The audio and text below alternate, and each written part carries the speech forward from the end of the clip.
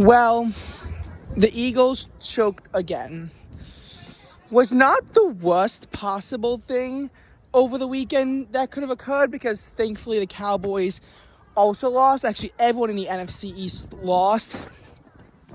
But it was still a bad loss. It was a loss that shocked some on virtue of that, that the Eagles couldn't beat the Seahawks when the Seahawks were so much worse and had a much harder collapse. Many were not surprised, given the fact that the Seahawks had more life in them than the Eagles when they played the Cowboys and the 49ers. And also, given that the Seahawks are also 8-0 against the Eagles with Pete Carroll. I kind of want to see the end of Pete Carroll's dynasty and see if the Eagles can finally come back and beat them. But, while there's a chance that 2024 could be that year, that's unlikely given how both the Seahawks and the Eagles would have to finish in second place, which you can't rule out, but it's not the likeliest occurrence either. Now, here's where the things get really freaky. First of all, the 49ers, if they win out, we'll have the tiebreaker over everyone, and they're also a game ahead of everyone. They're 11-3. The Lions, Eagles, and Cowboys, they're all 10-4. So, it's messy right now. With all of those teams just so up in the air. It's messy. We're not exactly getting any kind of cleanness in any of these scenarios. This is going to be a very complicated scenario, and it could be that very complex tiebreakers are used to determine who gets into the playoffs. First of all, because the Eagles lost, the Lions couldn't actually clinch. However, this is more likely to benefit in the long term than the short term, unless the Lions collapse and the Rams and Seahawks then have a surge. Given who they're playing, I could certainly see the Seahawks winning out, and I could see the Lions losing out, but I don't see the Rams winning out, and I think that's very likely that the Lions do make the postseason. The Eagles actually already clinched, and so the Cowboys, because in a shocker, the Panthers actually upset the Falcons, as well as the Buccaneers beating the Packers. The Eagles also need a 49ers to win to guarantee that they won't be in a wild card position. But the Eagles did not clinch the 5 seed or higher. We clinched the 6 seed or higher. That we have. But we could still wind up in seed number 6 if the Seahawks win out and we lose out. Well, then we're both 10-7, and now they have the tiebreaker. A big part of why we lost, a lot of it has to do with the fact that the Seahawks have never lost to the Eagles, and that, with Pete Carroll as head coach, that is, and the fact that they're the best team on Monday Night Football. But what we can more easily attribute the loss to is Jalen Hurts was sick, and his symptoms began to show up during the third quarter, as pretty much the Eagles crumbled in ways that in the previous 2 games you couldn't even tell, just because of how much of a blowout it was. And in other games the Eagles crumbled, but it was enough. But against the Seahawks, we don't really have a backup quarterback. He sucks. So the decision was made to play Hurts anyway, especially with them going up against Drew Lock, who, if you remember, was the quarterback that they gained after they traded Russell Wilson to the Seahawks. The Broncos did anyway. And now our lives is a whole lot harder. Thankfully, the Bills did help us by beating the Cowboys, and there's actually another reason why. So you know what? First, I'm going to explain what's going on. So first of all, this loss to the Seahawks obviously helped teams such as the Cowboys and the 49ers and the Lions. It helped those teams by a big result, and obviously the Seahawks are benefit from their own win. Besides the Eagles being negatively affected by this, who was also negatively affected by this, we have the the other teams in contention, like the Rams. They have tiebreaker, but they have a harder schedule coming up than the Seahawks. And they would really have wanted to see some security with the Seahawks loss that they didn't get. This is going to negatively affect teams like the Vikings, and it's going to negatively affect teams like the Packers and teams like the Falcons and the Saints. Falcons and Saints, they might be able to win the NFC South over the Buccaneers, but the teams that are in the wild card hunt would have wanted a Seattle loss, whereas the teams that are trying to fight for seeding and all that and division titles, they would have wanted an Eagles loss, whereas the other teams would have wanted a Seahawks loss. So unfortunately, the ways that this works is that teams do tend to gravitate towards having more happiness over when a leader loses, because they're really the more serious Super Bowl contenders. Teams that sneak into the playoffs can make a Cinderella run, but it's not likely. Now, pretty much everything has gone wrong for the Eagles as we are on our 3-game losing streak. And to make it worse, of any 10-4 team, we are tied for the third worst point differential at plus 18. And we had a chance to prove to the NFL that we won frauds. Well, now those claims are going to increase even more substantially than they did after our loss to the Cowboys. So this very well could be a season where the Eagles have a relatively decent record, but fail to make any kind of ground in the postseason, and it could be stomped out early. Again, you never know, but it's something that you do have to consider. So first of all, for the Cowboys, we don't control our own destiny anymore, but neither do the Cowboys. If we both went out about 13-4, and the tiebreakers are going to get very ugly very quickly. First of all, we both have a 5-1 division record. We're both going to have a 9-3 conference record now, so the Eagles can't rely on having a better conference record. The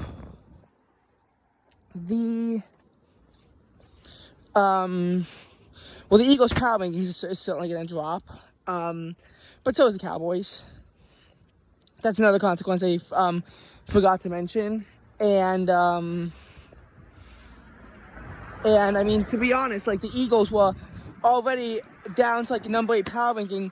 We could fall out of the top 10 at this point, or barely be within it again at this point. I don't know how Tom Grassi is going to do it, and I see a total exclusion unlikely, but at this point we are less powerful than many teams who are at 9-5 or even 8-6 who've actually shown some kind of life.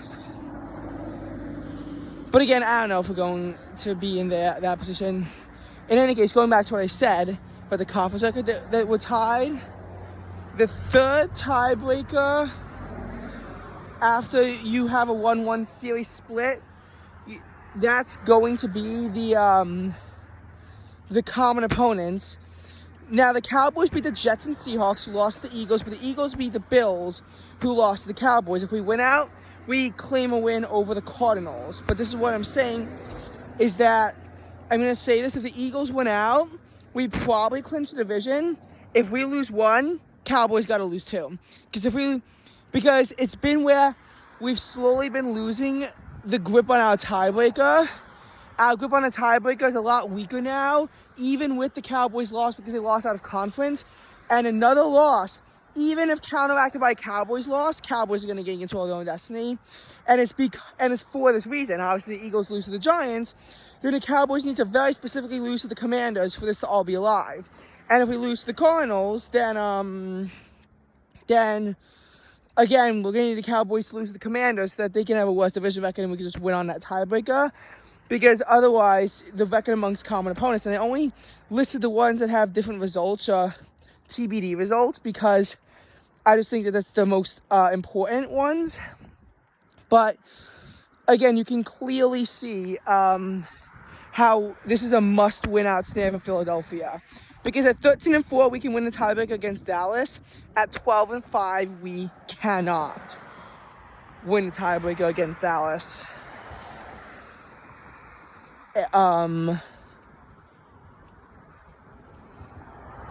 So that's the very unfortunate news for the Eagles, is that our lives are harder. It's going to be thrown to strength of victory tiebreaker if that all holds out. And in this case, the Eagles are going to specifically need the Cardinals and Bills to win games. Now, the Cardinals, we obviously have to beat ourselves. But we're going to want the Cardinals to beat the other two teams. Unfortunately, the Cardinals, they kind of suck. And it's unlucky that if we get this advantage over Dallas, it's going to be on one of the worst teams. But the Bills are a pretty strong team, and I don't see them losing out, especially with a playoff spot on the line.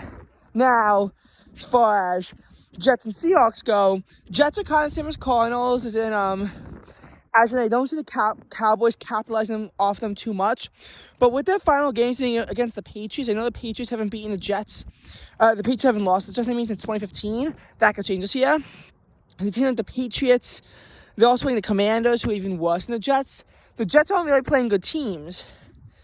And the Seahawks, I could also very easily see them winning out. So, combined between the Jets and the Seahawks, I feel like the two teams combined are going to go 5-1. That's going to help Dallas. Between the Cardinals and Bills, I see them going 2-4.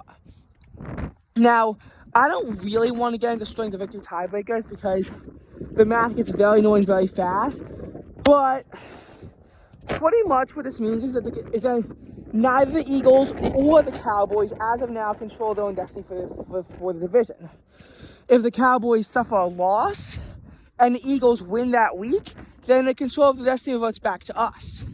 But if the Eagles lose and the Cowboys win, it goes to them. If the Cowboys win, they'll probably have control of their own destiny based on tiebreakers, but it depends on who they lose to. And if we win out, it's just going to be up in the air between how the Bills, Jets, Seahawks, and Cardinals do. Two AFC East and NFC West teams that, two of them are eliminated from the playoffs, by the way, but they can still have an impact on the playoffs. And not just through the conventional ways of who they win, but it could be through, okay, the Jets won this game. Because of that, the Cowboys are guaranteed to have a stronger strength of victory tiebreaker. Therefore, they get the division and the Eagles don't. It's ugly, and while we lost control of our own destiny, what I am glad of is the fact that the Cowboys didn't outright gain control of their own destiny, but it's going to be ugly. What we did lose control of our destiny for was the 2 seed. Thankfully, our chance of getting the 2 seed is 44%. Our chance of getting the 1 seed is only 4%. Actually, the 49ers have an 88% chance of getting it because if they win and the Eagles, Cowboys, and Lions lose, they get it. I don't see all three happening, but but a win by the 49ers coupled with a loss by any of these teams will eliminate them from one title contention because they effectively have a 2-game lead because they control a tiebreak over everyone. And the Eagles and Cowboys are very secure in head-to-head. Lions, that's not quite as much because the Lions are, it's going to be based on conference record, you know. But the 49ers, two of their losses were out of conference. And that's going to help them significantly when it comes to this. So, as far as Detroit goes, as far as the Lions go, they're 10-4. So are the Eagles and the Cowboys. Now, the Cowboys, the Lions are going to take care of in the game, and that's going to also determine the tiebreaker. So, should the Lions win out, they'll also knock the Cowboys at 12-5. Even if they lose a game, if they beat the Cowboys, them being at 12-5, they will control the tiebreaker if they both win the division.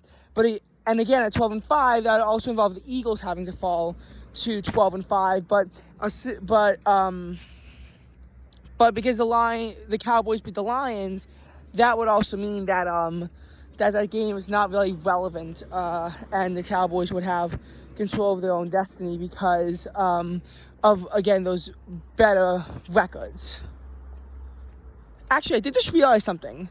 I am kind of an idiot. If the Cowboys lose to the Lions and the Eagles lose to the Cardinals, wait, no, they'd both be 8-4 conference records, and so therefore, then they would go to the common record. Never mind, I'm an idiot.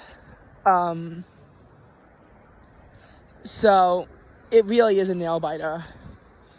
So they would take care of the Cowboys. If they lose to the Cowboys and then the Cowboys lose a game, or then the Cowboys still have the tiebreaker, assuming they win the division. Which again, at 12-5 would mean the Eagles, if they fall at 12-5, will also be in the same position. Okay, now, and again, I'll assume the Cowboys are, in the first scenario, the Cowboys are the loss isn't to the Commanders, because even though the Commanders is the team that they're least likely to lose to, it's a team that we need them to lose to the most. Eagles fans, it's hard. We got to root for the Commanders, and of course the Cowboys are going to be rooting for the Giants in both of their games to try to take down the Eagles. Now, should the Eagles win out, but the Lions also win out, they'll both have 9-3 conference records, and they'll both be 13-4. But on common opponents, the Lions will win a tiebreaker. The Eagles are stuck at 4-2 for common opponent records against the Lions. They lost to the Seahawks and they lost to the Cowboys once, but they beat the Vikings and they beat